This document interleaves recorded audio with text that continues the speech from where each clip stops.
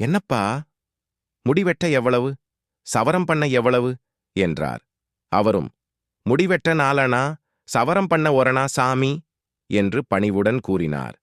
பண்டிதர் சிரித்தபடியே, அப்படின்னா என் தலையை சவரம் பண்ணு என்று கூறிவிட்டு வெற்றி புன்னகையோடு அமர்ந்தார். வயதில் பெரியவர் என்பதால் நாவிதர் அதை பெரிதாக எடுத்துக்கொள்ளவில்லை. வேலையை ஆரம்பித்தார். நாவிதர் கோபப்படுவார் என்று எதிர்பார்த்திருந்த பண்டிதருக்கு சற்று ஏமாற்றந்தான். பின்னர் பண்டிதர் அடுத்த கணையை தொடுத்தார்.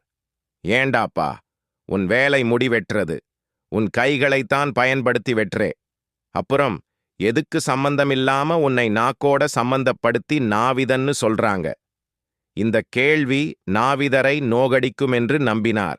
ஆனால் நாவிதர் முகத்திலோ புன்னகை. நல்ல சந்தேகங்க சாமி. நாங்க தொழில் செஞ்சா மாத்திரம் பத்தாது. முன்னால உட்கார்ந்திருக்கிறவங்களுக்கு அலுப்பு தட்டாம இருக்க நாவால இதமா 4 வார்த்தை பேசுறதுனால தான் நாங்க நாவிதர்கள். எங்க பேச்ச கேட்கறதுக்குன்னே எத்தனை பேர் எங்களை தேடி வராங்க தெரியுமா? இந்த அழகான பதில் பண்டிதரை மேலும் கடுப்பேற்றியது. அடுத்த முயற்சியை துவங்கினார். இதென்னப்பா, கத்தரிக்கோல்னு சொல்றீங்க? கத்தரி மட்டும்தானே இருக்கு, கோல் எங்கே போச்சு? இந்த கேள்விக்கு பலமான சிரிப்பு மட்டும்தான் பதிலாக வந்தது நாவிதரிமிருந்து. சாமி, ரொம்ப சிரிப்பா பேசுறீங்க என்று சொல்லி நிறுத்திக் கொண்டார். இதிலும் பண்டிதருக்கு ஏமாற்றம். கொஞ்சம் கடுமையாகவே ஆரம்பித்தார். எப்ப பார்த்தாலும் வெட்டித் தள்ளிக்கிட்டே இருக்கிற, ஊர்லயே நீதான் பெரிய வெட்டிப்பய போல இருக்கு.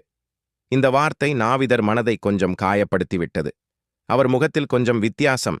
இதைத்தானே பண்டிதரும் எதிர்பார்த்தார். கொஞ்சம் உற்சாகமாகி அடுத்த நக்கலை யோசித்துக் கொண்டிருந்தார். இப்போது நாவிதர் பேச ஆரம்பித்தார்.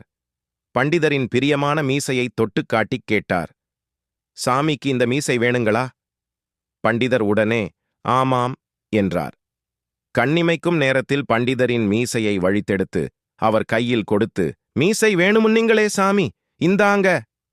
பல வருடங்கள் ஆசையாய் வளர்த்த மீசை இப்போது வெறும் மயிர்கற்றையாய் அதிர்ச்சியில் உறைந்து போனார் பண்டிதர். நாவிதரோ அடுத்த நடவடிக்கையில் இறங்கினார். அவரது அடர்த்தியான புருவத்தில் கை வைத்தபடி கேட்டார். சாமிக்கு இந்த புருவம் வேணுங்களா? இப்போது பண்டிதர் சுதாரித்தார். வேணும்னு சொன்னா வெட்டி கையிலல்ல கொடுத்துடுவான் என்ற பயத்தில் உடனே சொன்னார். இந்த புருவம் எனக்கு வேண்டாம், வேண்டவே வேண்டாம்.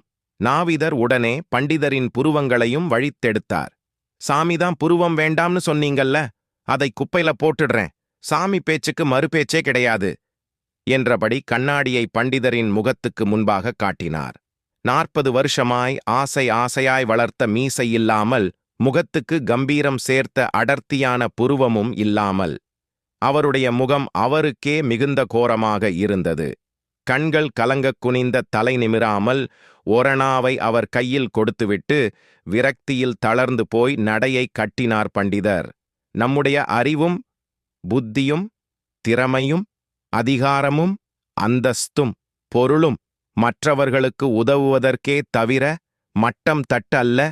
இதை உணராதவர்கள் இப்படித்தான் அவமானப்பட நேரும். தலைக்கணம் நம் தலையெழுத்தை மாற்றிவிடும். இந்த பிரபஞ்சம் அனைத்து உயிர்களுக்கும் சொந்தமானது. அனைத்து உயிர்களும் ஒவ்வொரு வகையில் சிறப்பு வாய்ந்தவைகளே. நாம் பெற வேண்டியது நல்ல அனுபவங்களைத் தவிர வேறொன்றுமில்லை.